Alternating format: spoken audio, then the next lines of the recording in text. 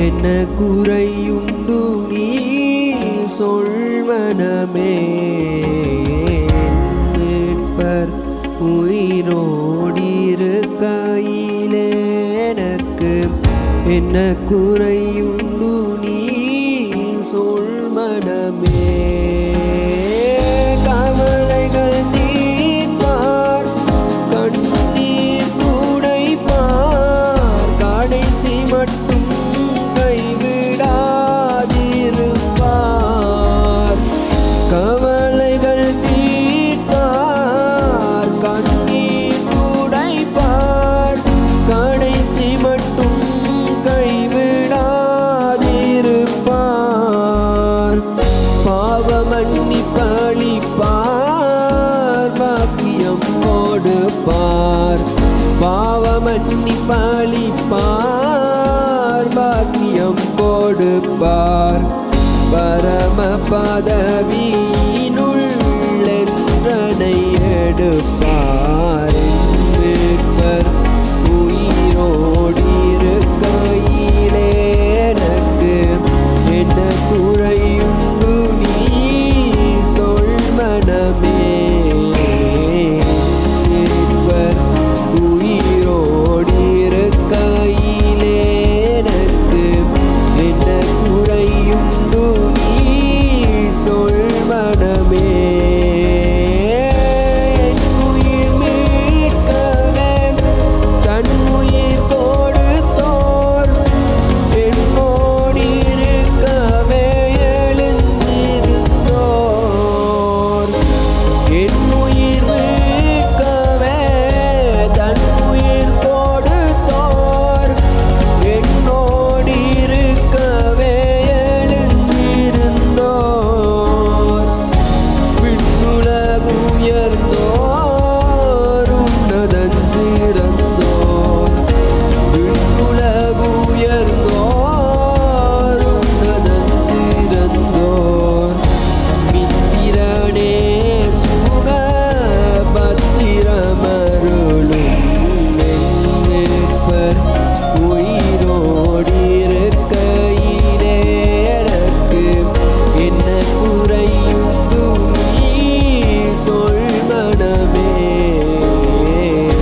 மீட்பர் உயிரோடிருக்கையிலே எனக்கு என்ன குறையுண்டு நீ சொல்வனமே.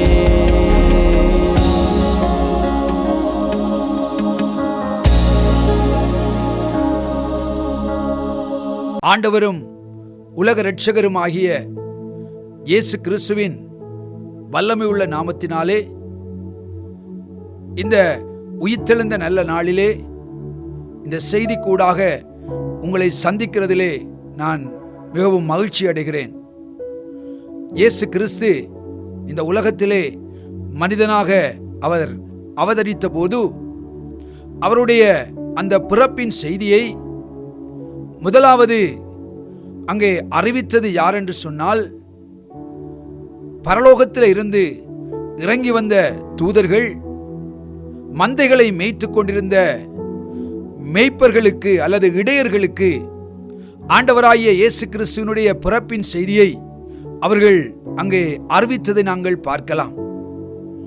அதே போன்றுதான் இயேசு கிறிஸ்து இந்த உலக மக்களுக்காக, இந்த உலகத்திலே இருக்கிற ஒவ்வொரு மனுஷனுக்காகவும் அவர் சிலுவையிலே பாடுபட்டு கடைசி துளி இரத்தத்தையும் இந்த உலகத்திலே வாழுகிற ஒவ்வொரு மனிதனுக்காகவும் சிந்தி அவர் ஏளனம் பண்ணப்பட்டு, அவர் அடிக்கப்பட்டு நொறுக்கப்பட்டு, அவருடைய சரீரம் எல்லாம் இரத்த கரைகளினாலே நிரம்பினதாக, அவருடைய அழகுள்ள அந்த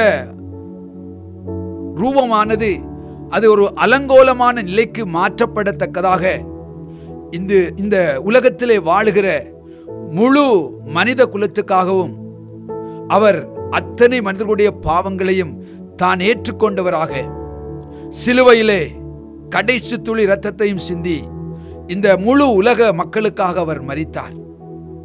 எனவே அவர் மரித்தது மட்டுமல்ல, அவர் மரித்த போது அவருடைய சரீரத்தை அங்கே ஒரு கல்லறையிலே கொண்டு யோசேப்பு என்று சொல்லப்படுகிற ஒரு நீதிமான் அவன் புதிதான ஒரு கல்லறையிலே அவன் அங்கே அந்த சரீரத்தை அடக்கம் பண்ணுகிறதை வேதம் அழகாக சொல்லுகிறது. ஆனாலும் ஆண்டவராகிய இயேசு வாழ்ந்த காலத்திலே தான் 3 நாளைக்குள்ளே தான் உயிரோடு எழும்புவேன் என்று சொல்லி அவர் சொல்லி இருந்தபடியாலே அந்த சரீரத்தை அங்கே இருந்த பரிசேயர், அதே நேரத்திலே வேத பாரகர் அவர்கள் போய் பிலாத்துவினிடத்திலே அவர்கள் ஒப்புதல் பெற்றவர்களாக ஒரு மிகுந்த பாதுகாப்புக்கு மத்தியிலே அவருடைய சரீரத்தை அவர்கள் அங்கே பாதுகாக்கிறதை நாங்கள் பார்க்கலாம். அந்த சரீரமானது அங்கே அந்த கல்லறையிலே ஒரு பெரிதான ஒரு கல் வைக்கப்பட்டு மூடப்பட்டது மட்டுமல்ல, அது முத்திரை போடப்பட்ட நிலையிலே அங்கே இயேசு கிறிஸ்து அங்கே அவருடைய சீசர்களினாலே அவர் வெளியே கொண்டு வரப்பட்டு ஒரு பிழையான பொய் வதந்தியை அவர்கள் பரப்பி அவர் உயிரோடு எழுந்து விட்டார் என்று சொல்லுவார்கள் என்ற ஒரே காரணத்துக்காக மிகவும் ஒரு பாதுகாப்பான நிலையிலே அவருடைய சரீரம் அங்கே பத்திரப்படுத்தப்பட்டிருக்கிறதை வேதத்திலே மத்தேயு 28வது அதிகாரத்தில் மட்டுமல்ல 27வது அதிகாரத்திலும் நாங்கள் அங்கே பார்க்கக்கூடியதாக இருக்கிறது. எனவே இந்த சூழ்நிலையில தான் அங்கே அவருடைய சரீரம் பாதுகாக்கப்பட்ட நிலையிலே அங்கே 28வது அதிகாரத்துக்கு நாங்கள் வருகிற போது, ஓய்வு நாள் முடிந்து வாரத்தின் முதலாம் நாள் விடிந்து வருகையில் மதகலேனா மரியாளும் மற்ற மரியாளும் கல்லறையை பார்க்க வந்தார்கள் என்று சொல்லி அந்த வசனம் சொல்லுகிறது. மதகலேனா மரியாளும் அங்கே மற்ற மரியாளும் அங்கே கல்லறையை பார்க்கும்படியாக, ஆண்டவராகிய இயேசு கிறிஸ்துவுடைய கல்லறையை பார்க்கும்படியாக அங்கே 3ஆம் நாளிலே அங்கே அவர்கள் கடந்து வருகிறார்கள். ஆனால் கடந்து வந்தபோதோ அங்கே ஒரு சம்பவம் திடுக்கிடத்தக்கதாக அங்கே அவர்களுக்கு நடக்கிறது. அது என்னவென்று சொன்னால், அப்பொழுது பூமி மிகவும் அதிரும்படி கர்த்தருடைய தூதன் வானத்திலிருந்து இறங்கி வந்து வாசலில் இருந்த கல்லை புரட்டி தள்ளி அதன் மேல் உட்கார்ந்தான். சடிதியாக ஒரு பூமி அதிரத்தக்கதான ஒரு சம்பவம் நடக்கிறது.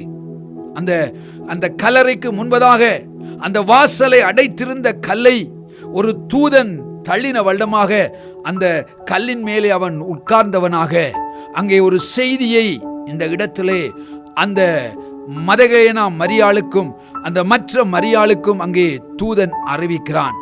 அந்த செய்தி என்ன செய்தி என்று சொன்னால், இயேசு கிறிஸ்துவானவர் 3ஆம் நாளிலே உயிரோடு எழுந்தார் என்ற செய்தி இங்கே ஒரு மனிதனாலே அறிவிக்கப்படவில்லை, தூதனாலே அங்கே அறிவிக்கப்படுகிறது.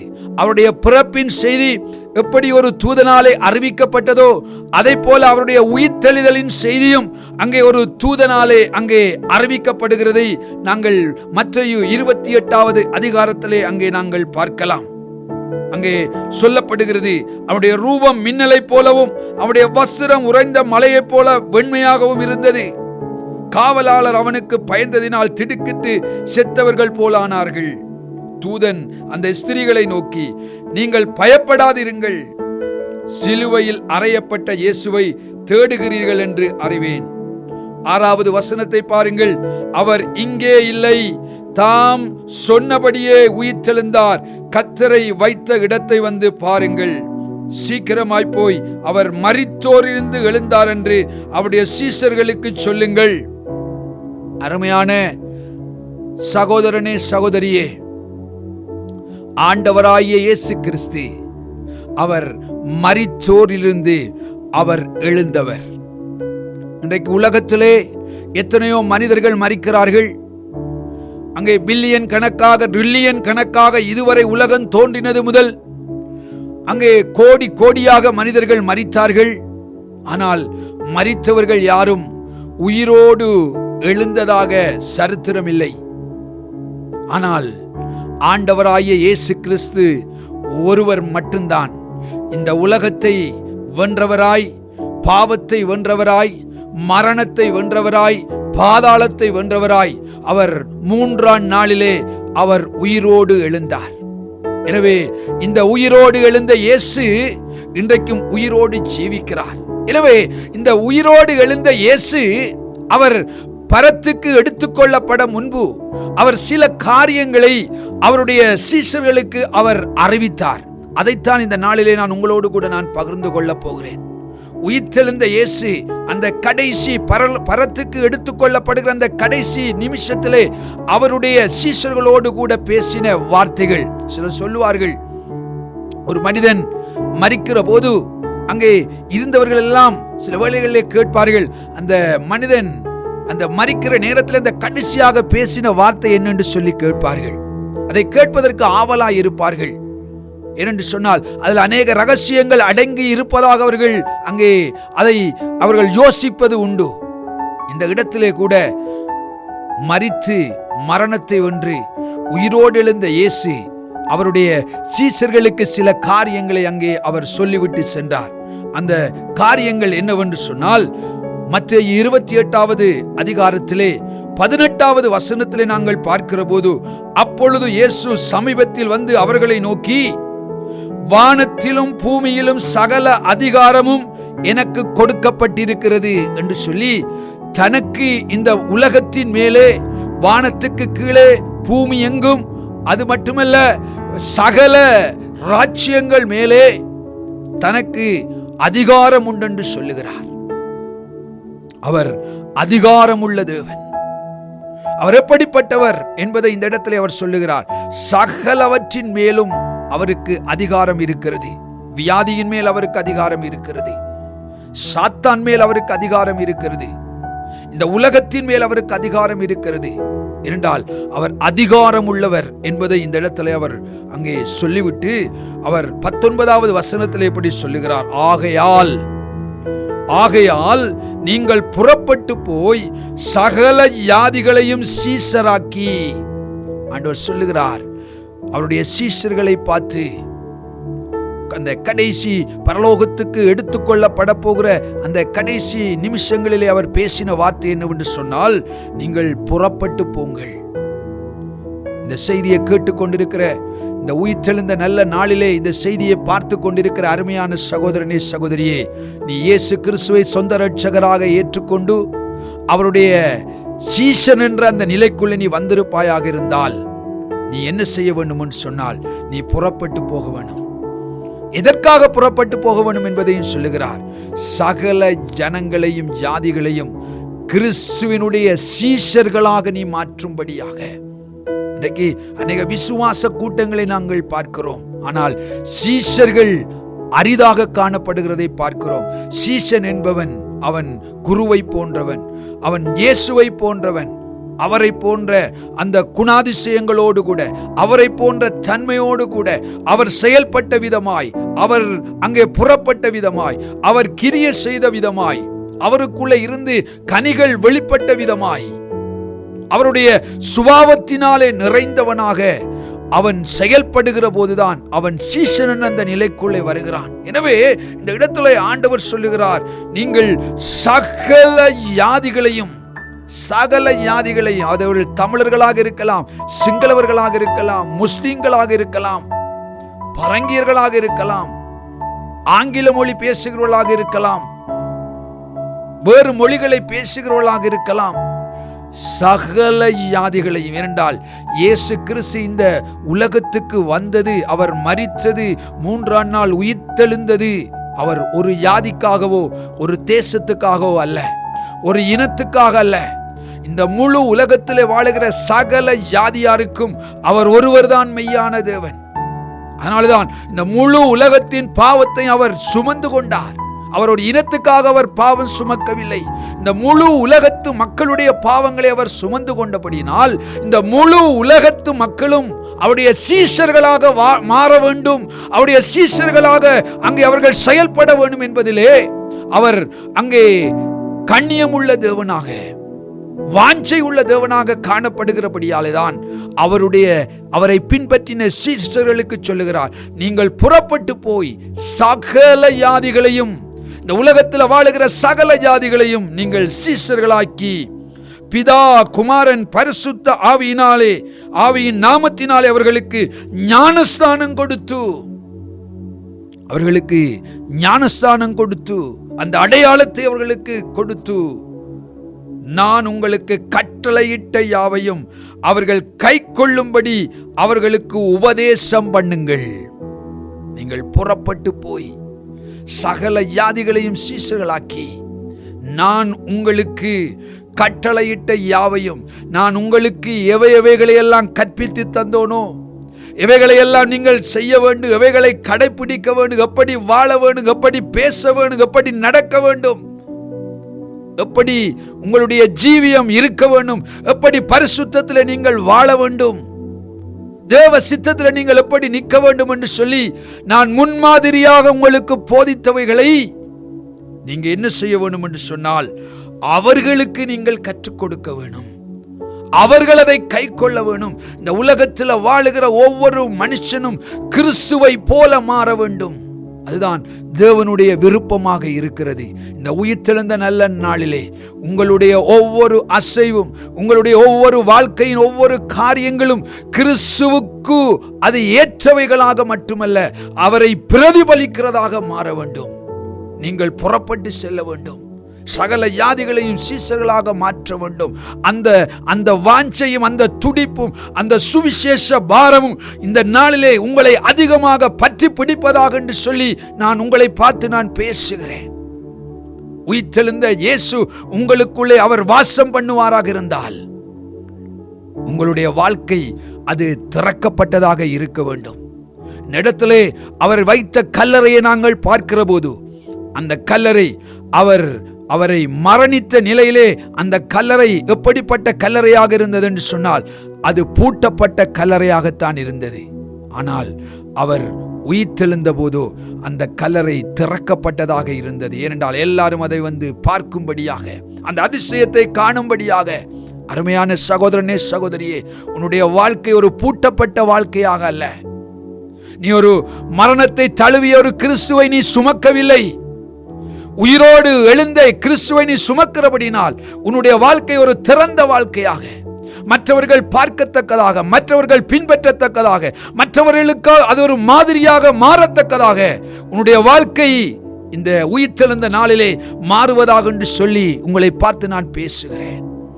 எனவே இந்த இடத்துல ஆண்டவர் அவர் சொல்லுகிறார், இதோ உலகத்தின் முடிவு பரியந்தமும் சதா நாட்களிலும் நான் உங்களுடனே கூட இருக்கிறேன் என்றார். ஆமேன்.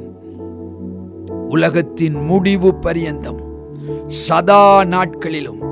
இதை கேட்டுக்கொண்டிருக்கிற அருமையான சகோதரனே, சகோதரி, ஒருவேளை நீ சொல்லலாம், என்னோடு யாரும் இல்லை, நான் தனிமையாக இருக்கிறேன், எனக்கு யாரும் இல்லை. ஆண்டவர் சொல்லுகிறார், இயேசுவை நீ ஏற்றுக்கொண்டிருப்பாயாக இருந்தால் உன் வாழ்க்கையில அவர் முடிவு பரியந்தம் சதா நாட்களிலும் அவர் உங்களோடு கூட இருப்பார். அவர் கூட இருக்கிற போது என்ன நடக்கும்? அவருக்குள்ள இருந்த கிரியைகள் உங்களுக்கூடாக வெளிப்படும். அவருக்குள்ள இருந்த அற்புதங்கள் உங்களுக்கூடாக வெளிப்படும். அவருக்குள்ள இருந்த ஆவியானுடைய மகிமை உங்களுக்கூடாக வெளிப்படும். ஆவியானுடைய பிரசன்னம் உங்களுக்கூடாக வெளிப்படும். ஆவியானுடைய அபிஷேகம் உங்களுக்கூடாக வெளிப்படும். அவருடைய வார்த்தை உங்களுக்கூடாக வெளிப்படும். ஏனென்றால் அவர் மரித்த கிறிஸ்து அல்ல, உயிர்த்தெழுந்த கிறிஸ்து. எனவே அவர் உயிர்த்தெழுந்த போது கல்லறை எப்படி திறக்கப்பட்டதோ அதை போலதான் உங்களுடைய வாழ்க்கையும் ஒரு திறக்கப்பட்ட வாழ்க்கையாக, ஒரு பூட்டப்பட்ட வாழ்க்கையாக அல்ல. ஒருவேளை இதுவரை உங்களுடைய வாழ்க்கை ஒரு பூட்டப்பட்ட வாழ்க்கையாக இருந்திருக்கலாம். அந்த வாழ்க்கை உனக்கு ஒரு நெருக்கத்தின் வாழ்க்கையாக, ஒரு இடுக்கத்தின் வாழ்க்கையாக, ஒரு கலக்கத்தின் வாழ்க்கையாக இதுவரை இருந்திருக்கலாம். ஆனால் உயிரோடு எழுந்த இயேசு உன்னுடைய வாழ்க்கைக்குள்ளே அவர் இன்றைக்கு வந்து இருக்கிறபடியால உன்னுடைய வாழ்க்கை ஒரு பூட்டப்பட்ட வாழ்க்கை அல்ல, உன்னுடைய வாழ்க்கை ஒரு திறக்கப்பட்ட வாழ்க்கை என்பதை நீ மறந்து போய்விடாதே. எனவே இப்படிப்பட்ட இயேசு உனக்குள்ளே வாழுகிறபடினால் நீ அவருக்காக செயல்படு. அப்பொழுது உன்னுடைய வாழ்வை அவர் பிரகாசிக்க செய்வார். கண்களை மூடி நாங்கள் ஜெபிக்கலாம். பரிசுத்தமுள்ள தகப்பனே, இந்த செய்தியை கேட்டுக்கொண்டிருக்கிற, பார்த்து கொண்டிருக்கிற உம்முடைய மக்களுக்காக, உம்முடைய ஜனங்களுக்காக நான் ஜெபிக்கிறேன். நீர் ஆண்டவரே அந்த பரத்துக்கு எடுத்துக்கொள்ளப்பட முன்பு அந்த சீஷர்களுக்கு எவைகளை எல்லாம் நீர் கற்பித்தீரோ, போதித்தீரோ, எப்படி வாழ வேண்டும், என்ன செய்ய வேண்டும் என்பதை சொன்னீர். அதே போல இதை கேட்டுக்கொண்டிருக்கிற இந்த ஜனங்களுக்குள்ளேயும் ஆண்டவரே அந்த செய்தி மாற்றங்களையும் ஆண்டவரே கிரியைகளையும் நடப்பிப்பதாக என்று நான் ஜெபிக்கிறேன். அது மட்டுமல்ல, அவருடைய ஜீவியம் ஒரு பூட்டப்பட்ட நிலையில் அல்ல, அவருடைய வாழ்க்கை ஒரு திறந்த வாழ்க்கையாக, ஒரு திறந்த வாசலாக ஆண்டவருடைய வாழ்க்கை மாறுவதாக. இதுவரை ஆண்டவரை அநேக காரியங்கள் பூட்டப்பட்டிருந்திருக்கலாம், ஆனால் உயிர்த்தெழுந்த கிறிஸ்துவை இவர்கள் விசுவாசிக்கிறபடினால் இனி ஒரு பூட்டப்பட்ட ஜீவியம் அல்ல, ஒரு திறக்கப்பட்ட ஒரு வாழ்க்கை, திறக்கப்பட்ட ஒரு ஜீவியம்.